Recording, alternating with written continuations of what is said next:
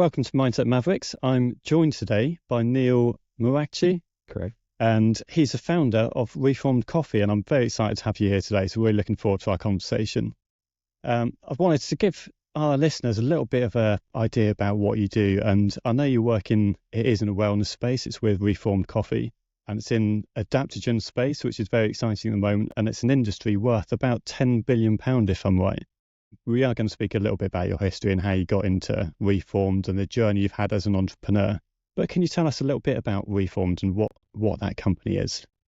Hey, John, thank you so much for the invite. Really happy to be here with you. The journey of Reformed as a company, well, it's still pretty new, really. We launched to market on the 2nd of April, 2024, so a bit more than 5 months ago. But actually, we started working on it in November 2022. So that's where the idea initially came, where I considered launching this, even though, as you can imagine, the idea I had was different at the time. It ended up changing a lot in the meantime. And yeah, I was joined by my co-founder, whose name is Neil as well, in March.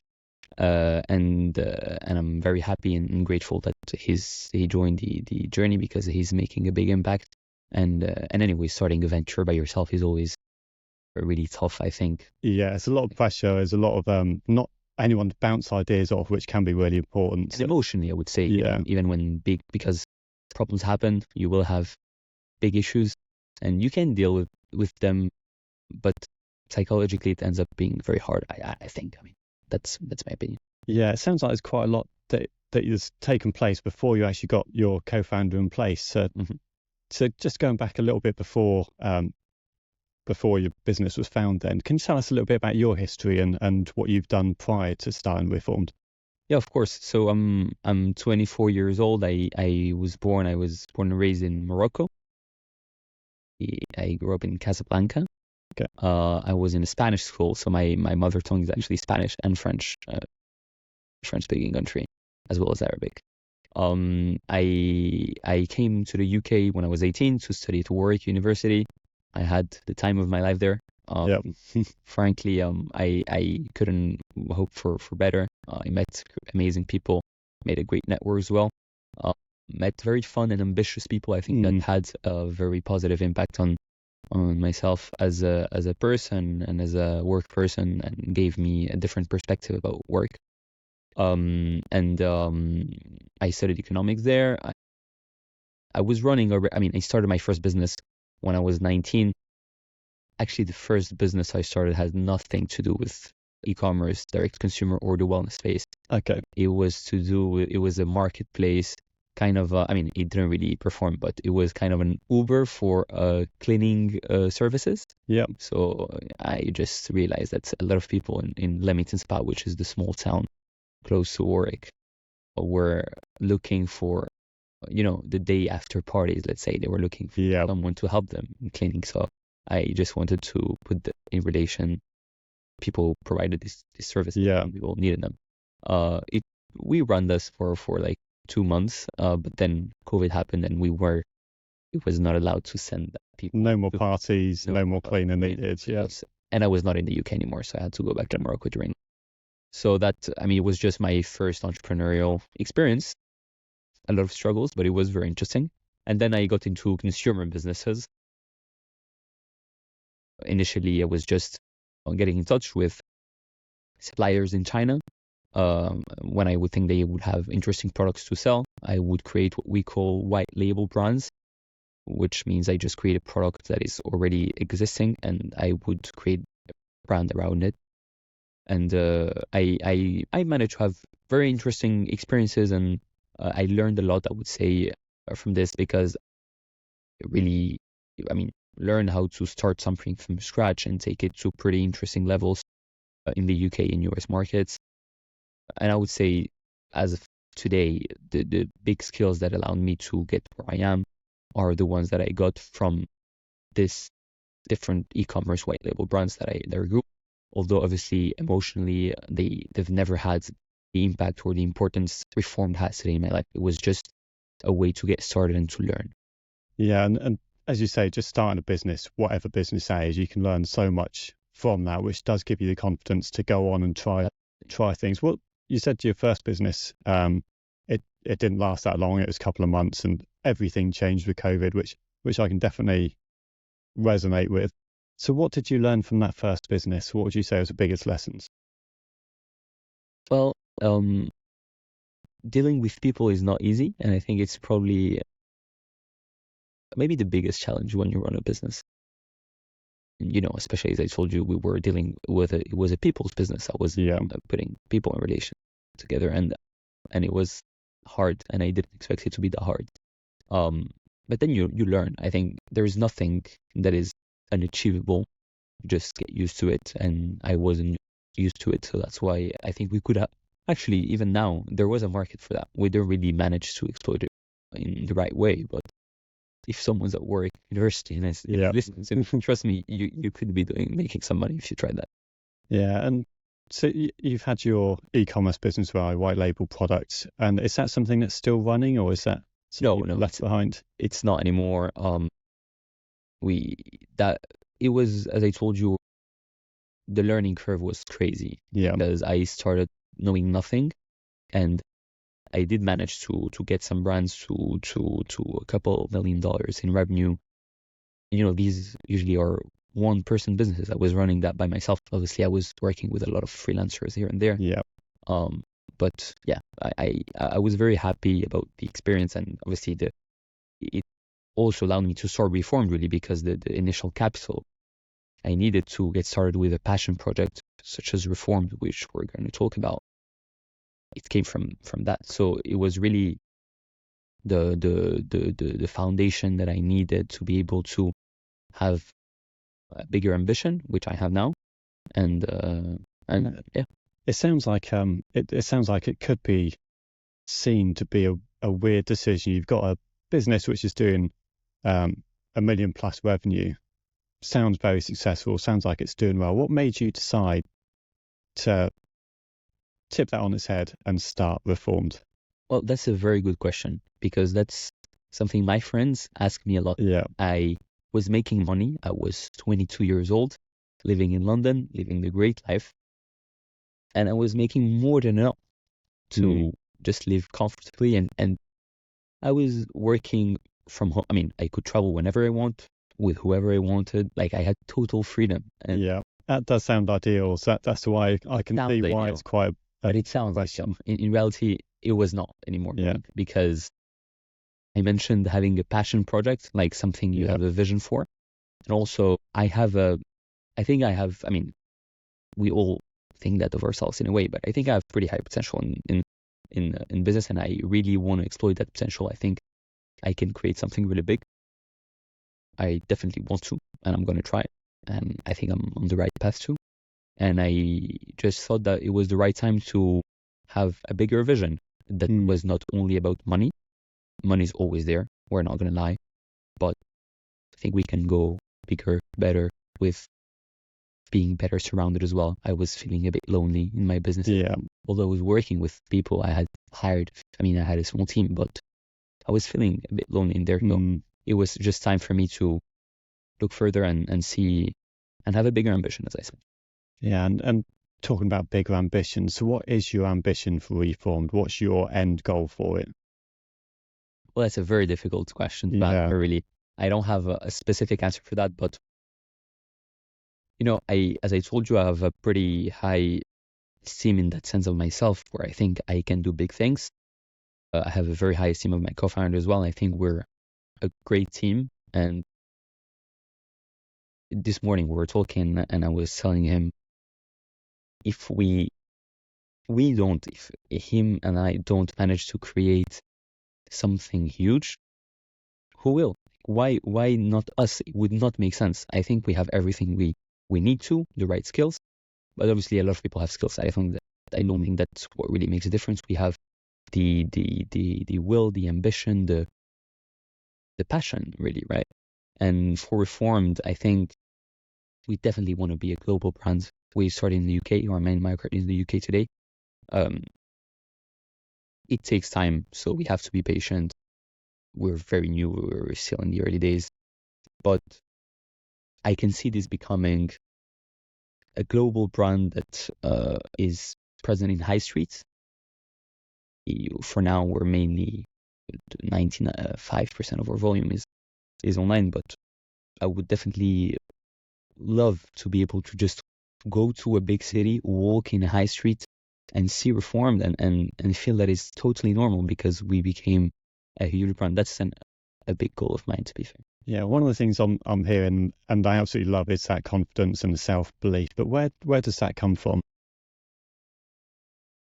Well, obviously there is self-confidence, but just like any human, I doubt myself a lot. Just I want to specify that because no one is always 100% confident all the time, even if some people might appear to be. Trust me, they're not, and I'm not. And well, I do have confidence in myself in certain areas of life, and that's because I think you build it really.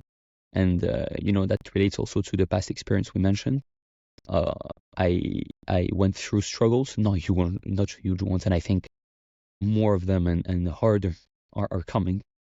I'm still very much in the early days, but you just prove yourself in a way that you can make things happen.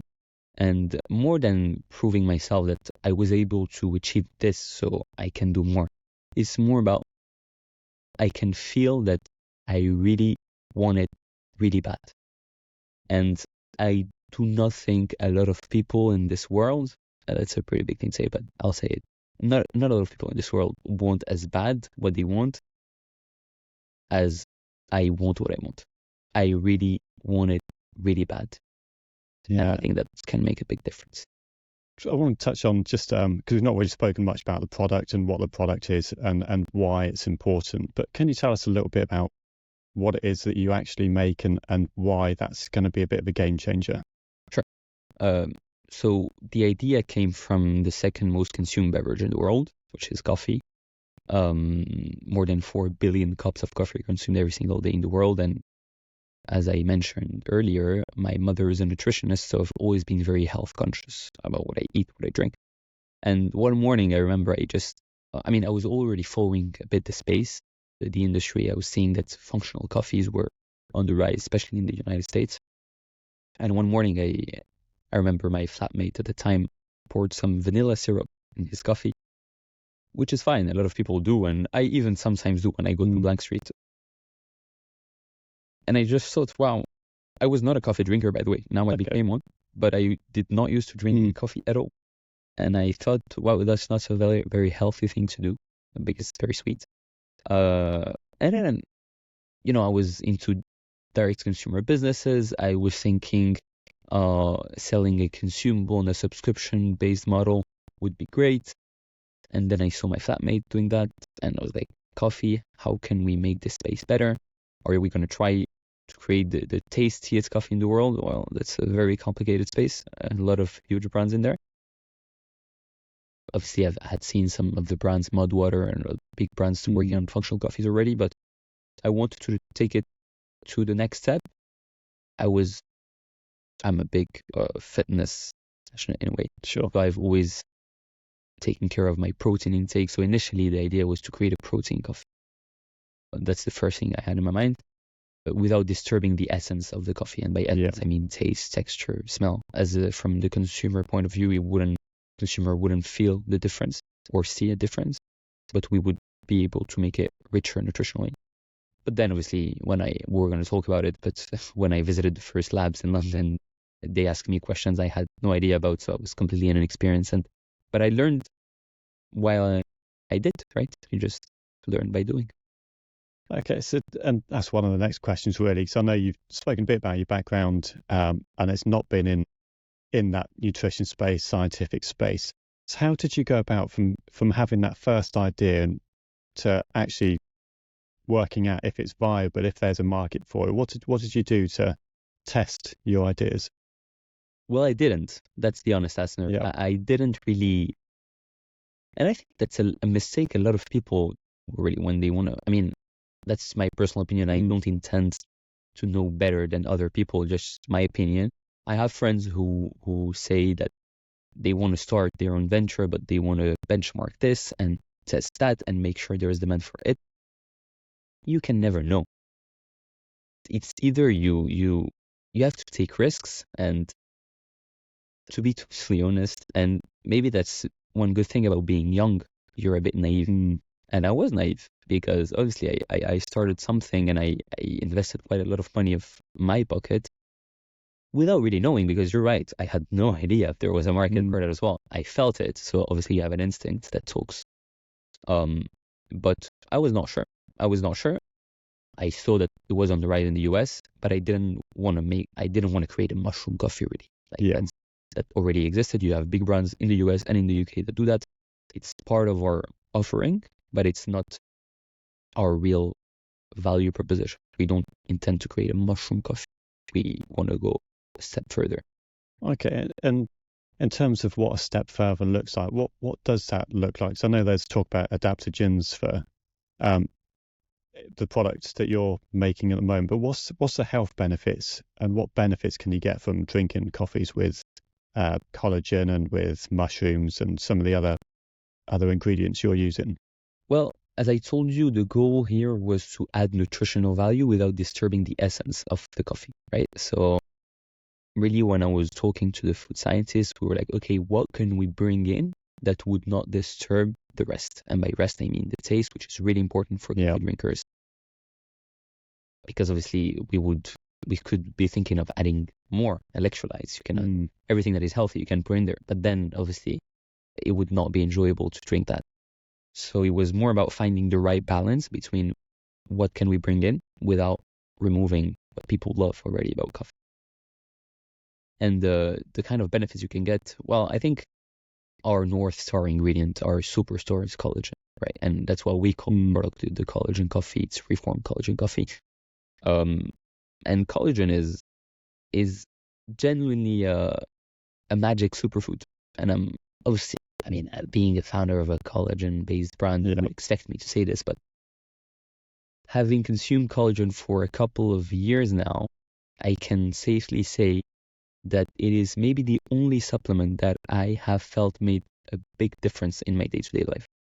And I strongly recommend to any person who has not tried adding collagen to their daily routines to give it a try. Not necessarily with reform. I'm not trying to sell my product here, but give it a try. Generally, it has a lot of health benefits. What's interesting as well, in the beginning, I used to call all the clients we had in April, back when we had 10, 15 orders. And I used to call them, and I remember talking with some men that would tell me, your product seems great, but it has collagen in there, and collagen is for women, right? And I was like, no, why? Why would people ask that? What do you mean by collagen is for women? And the thing is that a lot of people associate collagen with, some women add collagen to their skincare routine. And it sometimes being perceived as a feminine product.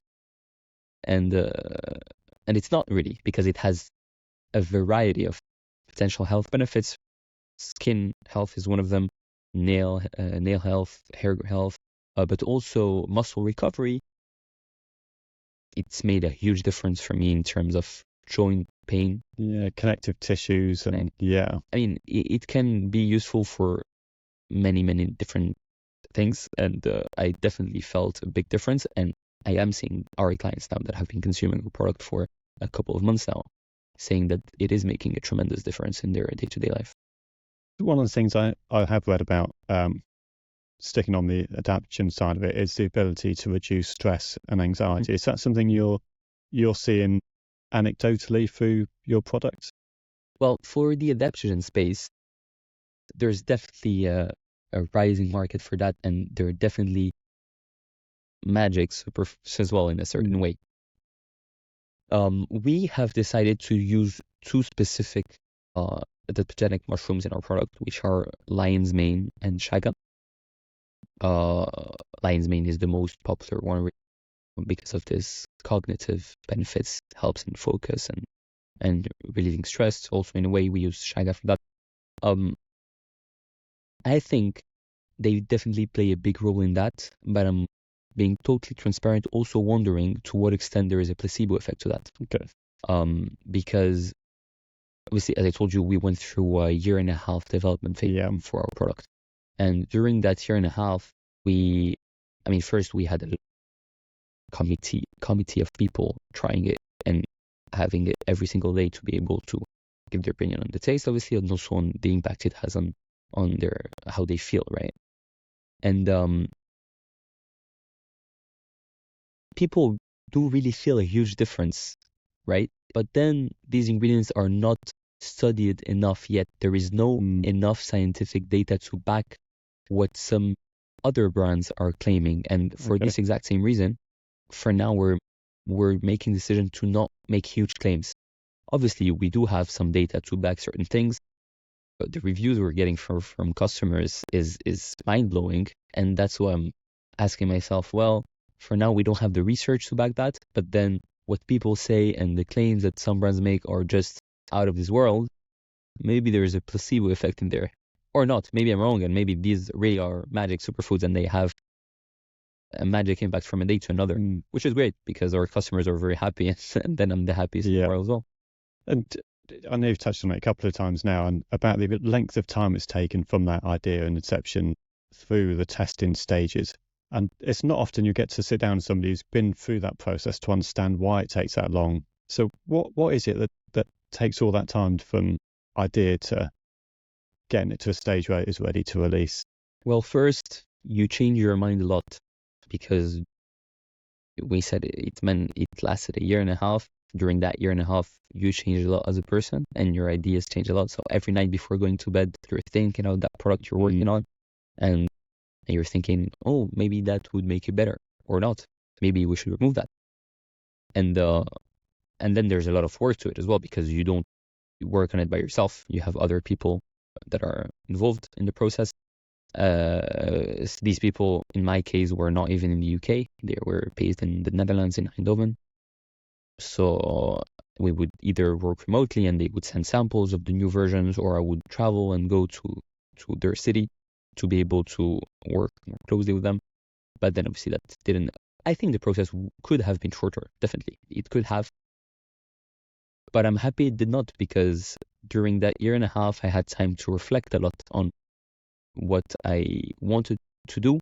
We were very, very picky in terms of taste. And I think what's making a real difference, and we're seeing a lot of our customers saying they switched their subscriptions from competitors to ours, is definitely the taste. And we want to get that spot on, because obviously if you have the healthiest product, the healthiest supplement in the world, it's great. If people do not enjoy it and they don't enjoy having it every morning, they don't integrate it to their routine. And it's a business where you need big retention. You need people to have it again and again. That's how you make money, really. So all in all, you need a great product that is healthy, that tastes great. And that's where we worked very hard on. And it does. I've seen the packaging, seen what it looks like, and it does look amazing as well. So I'm sure there's a lot of thought that's gone into that design. And where did you get your inspiration from? Was there in terms of design? Yeah. Well, I have to mention my co-founder in this specific case. He, obviously I was there, but he led that part of the development. We're looking to create a very premium luxury brand within the supplement space, within the health and wellness space. We're using the codes of fashion because his background is in the fashion industry, and we're bringing them into this space, which is not a very common thing to do, I guess. We had this idea. It took time. We talked about it, and we were very lucky to have someone who's an artistic director at Rimowa, the suitcase brand, LVMH, who really loved the idea we had and was very interested in being involved in a way. And that's where obviously we accepted getting him involved. And we worked very hard on creating something that, as I told you, tasted great, was very healthy, and looked fantastic. And the customer experience there is super important. From unboxing to just, every morning it's pleasant to see something that looks great on your kitchen counter, and just having it, and it feels just premium, right? And we were inspired by some of the brands in our space, such as Athletic Greens. Obviously, they're different. But we're also inspired by other brands that do very different stuff from us. And an example we always mention is Aesop. I don't know if you've heard of it. Okay. We love the branding and the customer. I mean, we're consumers of Aesop, myself and my co-founder, so we know what they offer, and we inspired ourselves a lot from what they do. And there are other brands as well, obviously, but this is the first one that comes to mind because we used to mention it a lot during the designing process. And in terms, like I say, it's quite a new business. It's been launched around 6 months ago, but obviously it's been going a little while longer. And I know you've done some quite exciting collaborations and working some big brands. How did that come about? Well, that's definitely related to your previous question. I think our branding is helping a lot. People really love what we're the looks of what we're offering. I'm not even talking about customers. I mean, customers as well, but we've had interest from very big magazines such as GQ, Vogue, just because they like how it looks, right? And for instance, 2 weeks ago, there was an event organized by Vogue, the magazine here in London, and they offered us to collaborate with them. Obviously, we were very happy about that. And they were like, look, you don't even need to pay us. You can just give us 100 bottles. We have our classic glass bottle, which I think look fantastic. Yeah. And they really wanted them to include them in their goodie bags for their guests. And we're like, okay, it would be great if we could give them to our guests. I'm sure they'll love them. And we're more than happy to include you in the next magazine, the next edition. I don't know what you would call that. But and obviously we accepted that. We did the same with GQ for their yearly flagship event called GQ Heroes. That was back in the beginning of July. It happened in Soho Farmhouse. You had huge global superstars who attended the event who got to try Reform because we also include samples of the product. So we're always happy to collaborate with obviously these big institutions. But yeah, usually I think what's making it really appealing for these big institutions to already show a certain interest in us is the looks of it. And we're receiving tons of DMs on Instagram as well. Like, wow, we love how it looks. How can we maybe work together? It's bringing in a lot of positive things for us. Yeah, we're happy that we worked on it. It's very hard. And just on branding, I think it's definitely working. That's I mentioned before, but that's how I first noticed you and noticed your brand, and that's how I came across you. It does sound like a bit of a dream journey so far, but I'm sure it's not been quite as straightforward as that, and there's definitely been challenges. So can you tell us about some of the obstacles you've had to face from that first idea to getting to where you are now? Because it's a bit of a meteoric rise. Yeah, no, I mean, trust me, it's not. In a certain ways, it is a dream journey because we have a vision and we're feeling that we're moving forward and we're moving towards that. And so in that way, it is a dream journey. But trust me, there are like countless issues during the process. In the beginning, the first issue I had personally was, I told you I started visiting some labs in the UK because that would make more sense because this is where I live. And because I was just frankly a kid that had money to spend and no really specific idea of what I wanted. Well, some people tried to benefit from that, right? So I remember I visited the first lab. It was in Hammersmith in London. And the quote I received was just tremendous. And it was I felt that these people were just here to take my money. And probably I would have paid them and maybe they would even, I mean, I don't want to judge them, but fast forward a few months, I can now feel that I would have made a tremendous mistake if I had worked with them. But I had no clue. I had no clue because obviously I was inexperienced and young, and I'm still inexperienced and young, by the way. I want to specify that. But I was even more inexperienced and even younger, and I could have made tremendous mistakes there. My co-founder, I met him a few months after that. He's more experienced in a way than I am, and I saw great potential in him. I mean, not that I saw potential in himself, but I saw potential in us as creating a huge synergy. So I had to get him on board. He was not really 100% done with his previous venture. So that was also a long process to make sure that we were both 100% involved in this new venture that I initially started, and that worked out pretty well. And then, I'm just gonna tell you, every time I would, especially in the first few months, every time I would receive a sample from the food scientist I ended up working with, in the beginning it was frankly disgusting. So yeah, and sometimes you think, well, maybe what I'm trying to do is just not doable. And especially when you have no experience in this space and you don't do it by yourself, because I was not the one trying the different recipes. They try twice, 3 times, 4 times, 10 times, and it's still not good. It's really far from what you're trying to do. Well, you start to doubt. You say, well, maybe what I'm trying to do is just not doable. But then, you'd have one more sample that gives a bit more hope, and you just never lose hope. And we managed to do a product that is great, but I still want to mention we're still in the very early days of the journey, and the hardest is to be done. So I just don't want to appear like someone who's talking about his success. I'm happy about what we've done so far. I'm extremely proud of it, but we're very much in the early days, and there's so much to be done to be able to say I did it, because I haven't yet.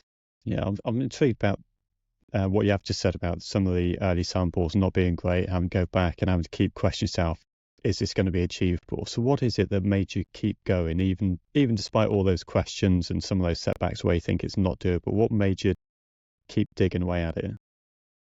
Well, so it seems like I'm just throwing flowers at myself, but in a way, I think my biggest, the best skill I have is in my everyday life, whether it be at work or in literally every area of life. I would say is my perseverance. I do not know how to give up.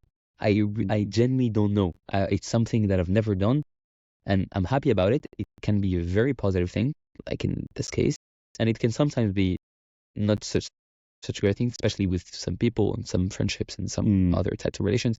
It does bring in some negative impact. But yeah, I just never considered stopping. And then obviously there you have other factors. You've already invested a certain amount of money, of time. You've already talked about it to everyone. So you're at a point where you have to make it work. So I have to admit, it was never a question. I never thought of stopping. I did doubt. Sometimes I thought, okay, I'm going to do it. Yes, but maybe it's not going to be as good as I initially wanted it to be. But I never really thought, should I stop? That's never a question that came in my mind. And in terms of bringing in a founder, I know you've worked a lot of it on your own beforehand and spoken a little bit about how it can be a lonely journey. It's a lot of pressure, and just emotionally you're making those decisions all on your own. So is there a particular point or particular thing that happened made you think you needed a co-founder, or how did that collaboration come about? Well, I was already thinking about it because I told you I was feeling lonely from my previous venture. I think that's more of a life thing, really. Any experience is better if you're well surrounded. Every win is better if you have someone by your side. Every loss is easier if you have someone by your side. And it just made sense to me. I got asked this question yesterday. And someone asked me, why him? Yeah. I was like, first, it's not like I had 3 people in front of me and I picked someone. It's not that works. And then it was just, sometimes life is just, sometimes life makes a lot of sense. Sometimes it doesn't. And in that case, it made sense. It just made sense because that I saw a potential of synergy of that person bringing in some things that I wasn't able to bring in. I was able to bring in other stuff that he was not able to bring in.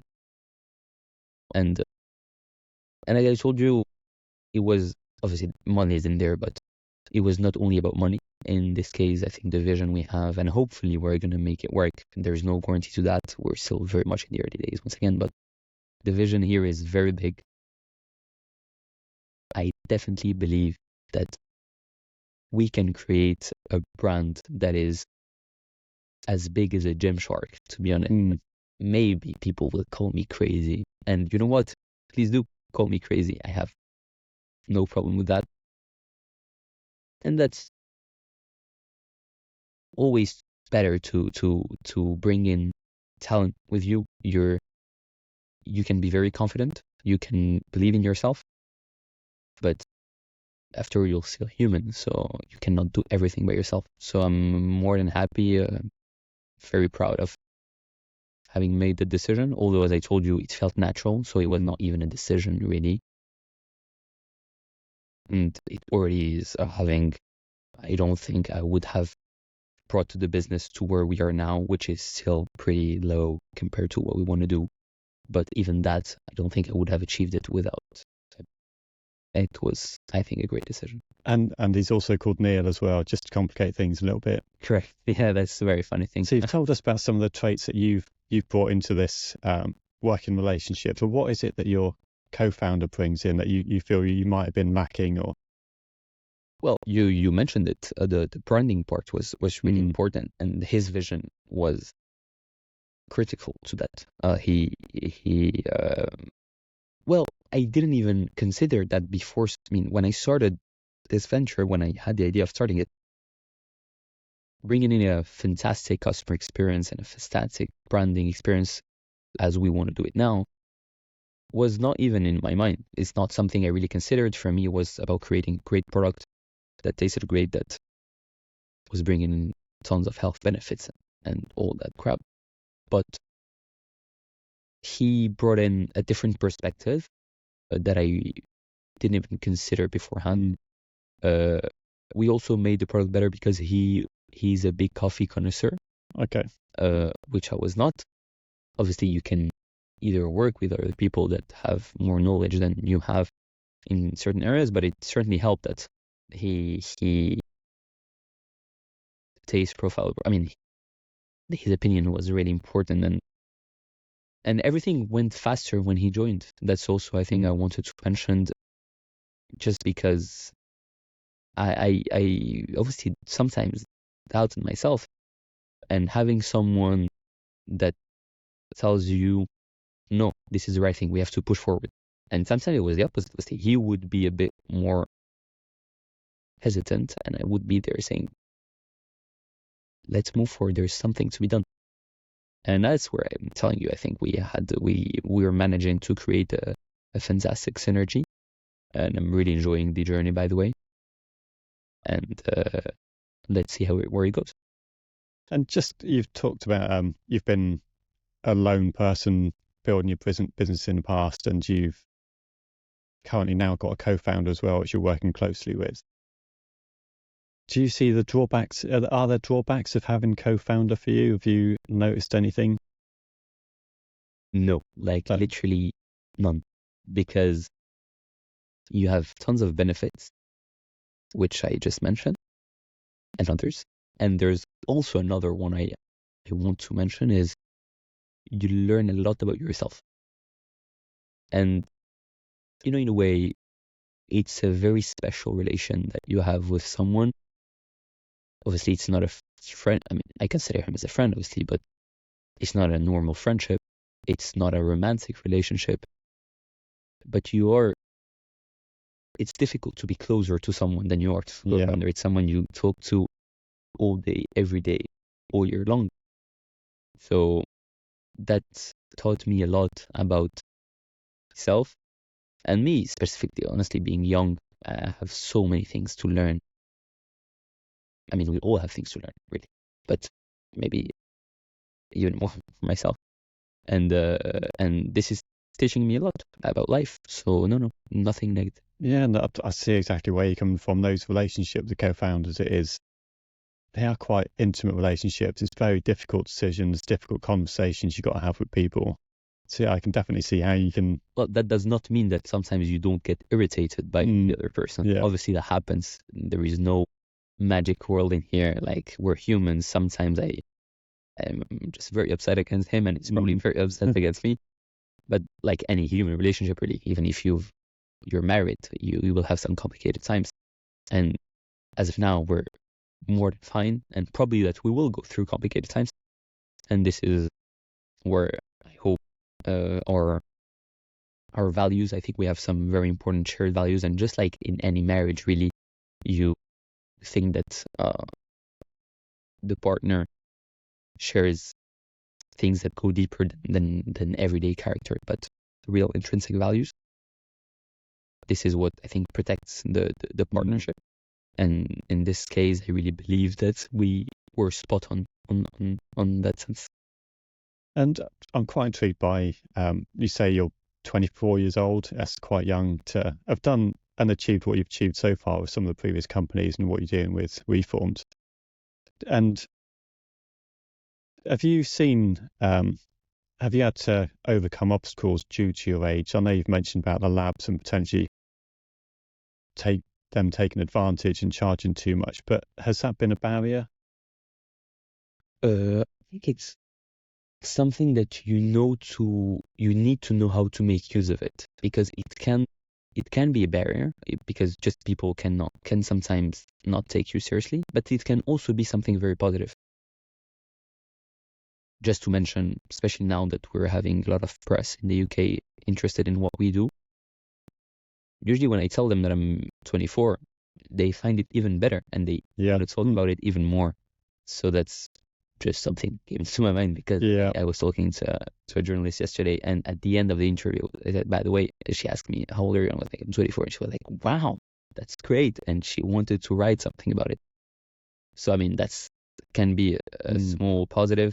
In terms of negative, I would say there is something negative, but it's not directly related to the venture. It's a lot of ups and downs of creating something, and emotionally it's pretty hard. And again, we're still very much in the early days, so probably the hardest is to come. You have a life outside of it's very difficult to realize it, but you have a life outside of your business, and probably that when you're young, you have a hard time realizing that you are not your business. Your business is not you. You're a person, and that's a business. And obviously, it's very important to me, and it's a passion project, and it's my life mission today. But I'm not Reformed. I'm Neil, right? And I live a pretty different life to my friends, really, who are all almost investment bankers in London. So you have to understand that you're not better, you're not worse, but you're different. You're different, and you have to learn how to accept it. That we're going to be at a great Saturday night dinner with all my friends. They're going to be thinking about what club we're going to afterwards. And I'm going to be super busy thinking about how can I improve that, or how can I fix this problem. And that's something you cannot even expect your friends to understand. There is no way they will. But you learn. I think, it was harder for me before. I still struggle, to be totally transparent. Because at the end of the day, I think we'll talk about it as well, but the end goal of this is just to feel happy and fulfilled. I mean, we'll talk about it as well, but what's funny is my friends think I'm obsessed with money just because I work a lot and I want to build stuff, but genuinely, I don't care about money. Obviously, it feels better to have money. If you're free, you can do whatever you want, whenever you want. That's great. But then, it does, really, money does not make you happy. No. So the passion is the journey and the building, and it's the happiness of pursuit. Yeah. We've all watched that movie. And the pursuit of happiness, I think it's not the pursuit of happiness, it's the happiness of pursuit. So it's just waking up every morning and dreaming and working towards your dream. And you're not sure. What's funny is that you're not sure what your dream is, because obviously I'm telling you, I want to create a global brand. What is a global brand? What does that mean? Who's a global? Who decides? Is there a judge who decides who's global or is not? Obviously not, but it's just about feeling that you're moving in the right direction, what you consider is your right direction, because obviously that's very personal to each other. And when it is such a big part of your life, you've described it as your kind of current life mission. What do you do to switch off and to try and have that break and that barrier between work and switching off? Well, that's something I need to work on, because I I do it. I wouldn't say I'm sick of it and completely obsessed, because my routine is still healthy. I exercise a lot, and when I go to the gym, I completely forget about. I have a fantastic group of friends. I travel a lot. I cannot complain. So I do manage to balance that. But still, obviously, I would say that I think it's something I need to work on, because it's specifically related to what I told you. You're not your business, and your business is not you. And I think what hurts most entrepreneurs is when your business does not perform the way you want it to perform, or does not achieve certain things. And it's going to happen. Like, you're not going to be always exactly where you want to be. You're going to have setbacks. And although it might sound like we're living a dream, we're not. We've had some tremendous struggles in the past weeks, to be honest. And enjoying your vacation, because it was during August, when you have those problems, well, it's not easy. It's really not easy. So it's definitely something I need to learn from. I would not say work on, because can you really work towards that? I think it's just getting used to it, and working in other areas of your life. Life is not only business. You have to fulfill all your other dreams, because my dream is not only to create a global brand. I have many other dreams, which I'm intrigued to hear about. So what other things have you got on the horizon, and what things are in your life plans? Life plans. I don't plan. I wish I could, but I think you'll agree with me that if you plan life, most of the time does not agree with your plan. Yeah, and it's easy to miss opportunities if you're planning too much, and you can easily miss opportunities that come up. So I'm very much in that camp. Yeah, so I don't plan that much. I know, and that's on a more personal note, that what makes me happy is making other people happy. Not only, of course, but I love having happy people around me. And some people would say, why do you live in the UK then? But I love the UK. I love the UK. That was just a joke. But yeah, I am. It might sound a bit old for me. People will just tell me you sound like a grandpa. But the more I get old, if so, I'm still obviously very young, the more I realize that genuinely what makes you feel happy and fulfilled. I want to say feel fulfilled, because happiness is a very, very subjective concept, and it's a very human concept I think we've created. But feeling fulfilled is about the simple things. The phase of my life where I was making the most money were far from being the ones where I was the happiest. And if you ask me what are the best souvenirs you have, simplest moments in life, it's really stupid stuff, you would say. But it was not stupid. It meant so much. And in a way, when I talk this way, because I know I'm, again, very different to my people who are my age, they would ask me, okay, so if you think that everything is about simple stuff, why do you do what you do? And it's not necessarily related. That's what brings me that fulfillment. But I'm very much aware that even if Reformed ends up being $100 million, $1 billion company, and if I find myself alone in a place where I do not want to be, and just not surrounded by the people I want to surround it with, I'll not be happy. Well, won't feel fulfilled. It's better said. So I'm very much aware of that, and I'm trying to balance everything out without planning, because I've planned in the past. It didn't, for the good. It didn't turn out as I planned, for the better, to be honest. So I would say give your very best. And giving your best does not mean trying your best 1 day out of 2, or even 99% of the time. It means trying your best all day, every day. Give your 100, 2000%. And then trust life, trust the process. everything will not be as you wanted it to be. And I'm noticing already that sometimes it's even better than what I wanted it to be. It might not appear to be the case.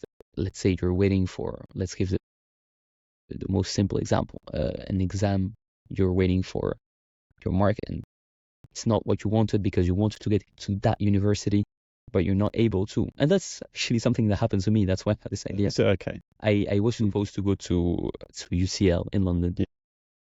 And for some reason, I got some trouble in my UCAS, which is the university platform thing in the UK. And for a stupid mistake, I was not able to go to UCL, so I had to go to Warwick. And it's probably that, as I told you in the beginning of this interview, I could not hope for better. It was probably the best experience any student can have, and the best people I've met, and changed me so much in a positive way. So I was very unhappy when I got that decision, but it turned out to be for the better. So now I just try to trust as much as I can life, trust the process. Some people would call that God, some people would call that something else. I'm happy with all definitions, but that's a very personal thing. So I would not judge anyone who has a different opinion to me. And I think we've just touched on the being adaptable and just not planning too much. I know we've spoken and we've both had businesses through COVID, which no one can plan for. And just, I think having those rigid plans means you're not looking to adapt, not being able to pivot and change during those times with all that planning. So I think, myself, I'm definitely in similar camp to yourself, as just keeping open-minded and look for those opportunities wherever they're coming from. In terms of your age as well, I think a great thing about being 24 and having this experience is still having that curiosity which you have when you're younger, and naivety, which I know we've touched on, and just not seeing those barriers as barriers and testing and pushing the boundaries or testing things out constantly. Do you think that's an area that's definitely worked for yourself? Of course, I think without being aware of it, I act like I have nothing to lose. Because I have nothing to lose. What do I have to lose? I mean, okay, reform doesn't work out as I wanted it to work out. I'm 25. You have to restart. Most of the people start their careers at 25, 26. And not only with regards to work, everything. Romantic relationships. Some friends of ours might have, I mean, in my case, because might have had girlfriends for 5 years and you think they're in the best romantic relationship ever. And from a day to another, they're not as happy. And then you think there's no one's here for you, but then you just meet someone that turns out to be the most important person in your life. So that's why I was saying, trusting the process. I mean, it's a very human thing to do, to try to control everything, right? I think it's a big problem of ours, really. But it's human. I try. You know, I talk better than I act. I want to specify. This is the way I try to live. I'm human and I doubt, as I always said it. And sometimes I'm just like, no, this is not what I want. Why? Right? And then I manage to calm down and understand and get back to my right track. I specify my, because again, it's very personal. And that's what works for me, and that's what brings me peace. I find peace in realizing that I do not have control in everything, which again might sound a bit different from the you have to try your best all the time. Try your best and trust you do not control everything. Everything that you control, you have no excuse on not giving your 2000%. On what you control, on what you do not control, you're just losing your time and your energy. If it's beyond your power, and a lot of things in our lives are beyond our power, what can you do apart from trusting? And that's what I try to do. It's quite a resilient mindset to have, and especially at 24 years old. Do you know where that's come from? Is that from parents, or is that just from your experiences, or where do you think that comes from? Well, I think I've had a pretty unconventional childhood, at least the way I experienced it. I felt it, right? So I don't want to sound like the typical entrepreneur who says I'm not like you, but I've always felt different, genuinely. And different does not mean better or worse. I'm not intending to be superior to anyone, obviously, and there is that. I do not even believe in that concept, but I've always felt, and it was a big problem of mine, to be honest. I used to put myself aside and think, why do I not live like they do?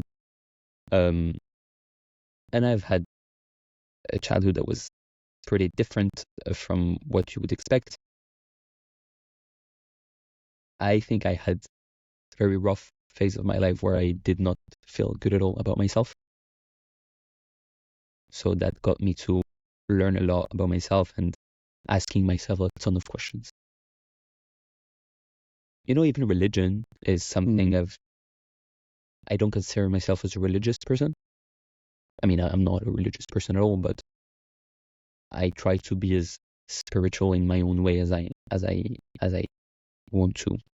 And then obviously my parents are very different from each other. And I just learn from them a lot. I talk a lot with my father. He's a very smart person, very wise person. And I wouldn't say I see life in the same way he does. We certainly don't.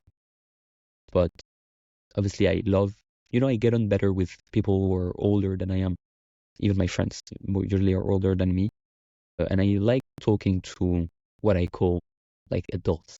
Okay. Who are really older. And because experience is always good to understand their perspective. We all have different lives and perspectives. And I love listening to other people, what they have to say, what they went through, how they interpret it. I might not agree, and most of the time I don't. But, I like to observe and learn from other people's experiences. What I wanted to ask about is, because this show is very much focused on people who are aspiring entrepreneurs already or are leading and managing businesses. For anyone that's aspiring to start their own business, is there a particular piece of advice that you think could be worthy of sharing? First thing I want to say is, genuinely, and it's again not because you're better or worse, but it's not for everyone. And when I say that is, the end goal is to feel fulfilled, right? Yeah. Well, a lot of people will not feel happy in this life of pure instability, especially in the early days, because it is pure instability. Is you go from one day thinking you're the king of the world to the next day thinking that you're going bankrupt or that everything is going bust and that everything you've done so far is meaningless. And that's a very difficult thing to deal with. And some people, in a way, we all struggle with that, but some people deal with it way better than others. So I think it's becoming a trend almost to be an entrepreneur. And I have a lot of people telling me, I want to start this, and that. What do you think? I was like, yeah, of course, the idea might be great, but think about it twice. Like, is it really the life you want to be living? If yes, go ahead. It's a risk to take. I would encourage anyone to start something. I would not. It's great to work towards your dream, but make sure that's really your dream and not something that you want it to be your dream. Yeah. And So it's not giving in to society pressure to be out there being an entrepreneur. Because like I say, it isn't for everyone. And you've just highlighted there about risk of going bankrupt and losing everything. Is that something that you've experienced in your journey?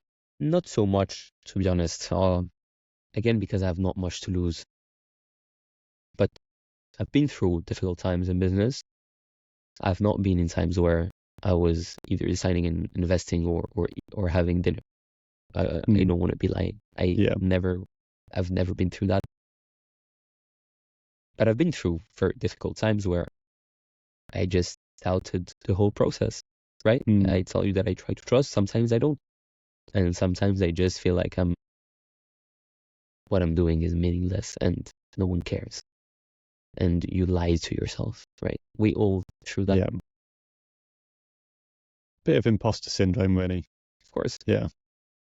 And that's a very good one. Sometimes things are going well and you say, well, Is it because of my work that is going well, or am I just lucky? We all go through that. And that's what I was telling you. You learn to believe in yourself, especially as a man, I think. That's what I know, at least. But as a man, I think self-confidence is not something that is given. It's never given. Some people might appear to believe in themselves. Trust me, if you don't prove yourself, not to other people, that doesn't really matter. But yeah, it's something that you need to gain and deserve from your. Well, I absolutely love what Reformed are doing. I think it's an amazing brand. I love the look of it. I think it's a great product. In terms of what is next for Reformed, what's on the horizon? What have you got coming up? Well, we've initially launched the coffees, and that was the inaugural product. We have a matcha coming in next week, actually. And that's slightly different. I mean, the goal is the same, add nutritional value without disturbing the essence of it. That version is going to be with marine collagen, and obviously it's a bit more feminine product. Usually matcha is more targeted towards a feminine audience. So that's being launched next week. I'm very, very, I mean, by the time people will listen to this, it will already be out. But I'm very looking forward to that because I think there's definitely a huge market for it. Because the matcha market is already huge in the high streets, but not yet at home. There is no brand that we all think of if we think matcha at home. So there's definitely something to do in there. And I think it's very difficult as an entrepreneur, but you have to be patient and take it step by step. And with those 2-3 products, because the coffee comes in 2 different tastes, we can already do fantastic things. So we are thinking of developing new products, of selling collagen supplements with not necessarily adding it to coffee or matcha or whatever. So that might be something that we do in the next few months. There is no specific decisions towards it.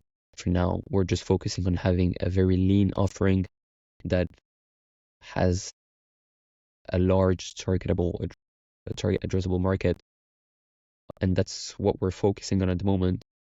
We're a subscription-based, mainly online business. We're launching in Selfridges in 3 weeks' time, which is great. Again, for a brand that is pretty early in the early days as we are, it's a pretty good achievement because I'm happy to see that we've been noticed by the people working there, and they already appreciate what we do, and they've tried the products obviously, and they loved it, and they're giving us a chance when other brands that have been in here for years are not.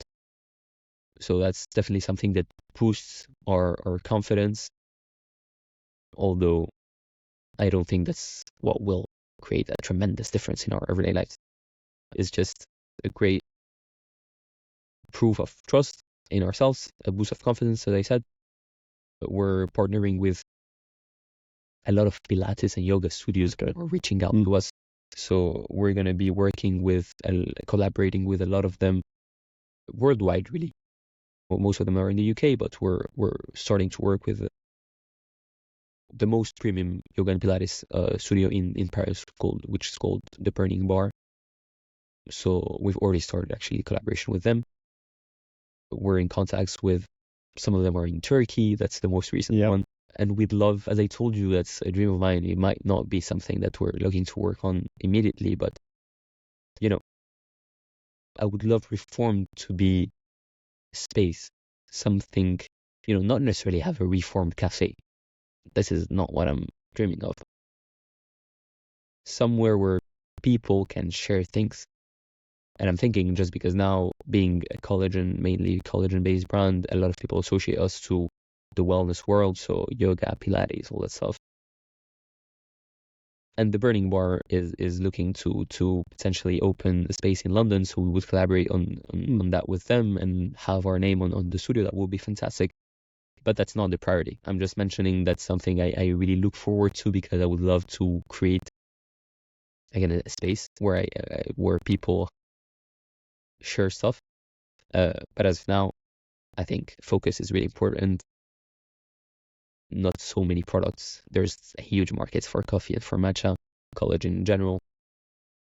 We can do a few millions in revenue just in one market in the UK, just using one channel if needed, or one main channel. I'd say maybe we can do some retail here and there, or maybe we can use other stuff. But focus and going step by step is crucial for us to move on to the next step, because once again, we're 5 months in. Yeah. Have to be patient. Well, there's a lot of exciting things coming up. If anyone wants to find out a bit more about your company and what you're doing, where's the best places to follow you? Well, obviously on social media, Instagram, TikTok, it's at Feel Reformed. Our website is feelreformed.com. You should be able to, I mean, especially when this will come out, you should have a couple of articles online telling more about my personal story and the story behind the brand. So I think people could find interest in reading those things. But yeah, especially on social media, we try to be very active on there. And there's a lot to come. We're working very hard to be the very best in there. But I've absolutely loved having you on today, Neil. And I just want to say thanks for sharing, your backstory, how you've got to where you are, and a bit about your brand and where it's going next. I'm excited to keep an eye on it. So thank you very much for being on. Thank you so much. I really enjoyed it, and maybe we'll have another episode in a couple of months or a couple of years time. I would love that. More updates. That's great. Thank you very much. Thank you so much.